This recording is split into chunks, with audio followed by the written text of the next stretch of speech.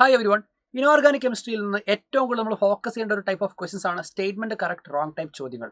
അതിൽ തന്നെ NCERT സ്റ്റേറ്റ്മെന്റുകൾ എത്രത്തോളം ഇമ്പോർട്ടൻ്റ് ആണെന്ന് കാണിക്കുന്ന ഒരു ചോദ്യമാണ് ഇത്. നോക്കിയേ, choose the correct statements from the following. കറക്റ്റായിട്ടുള്ള സ്റ്റേറ്റ്മെന്റുകളാണ് നമ്മൾ തിരഞ്ഞെടുക്കേണ്ടത്.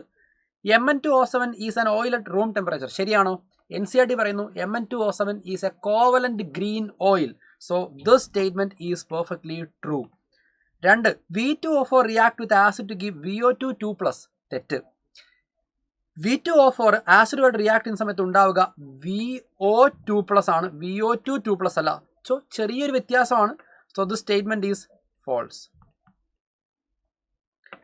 CRO is a basic oxide. That's a true statement. CRO basic oxide ആണ്. ക്രോമിയത്തിന്റെ ഓക്സിഡേഷൻ ചെറുതാണ്, +2 ആണ്.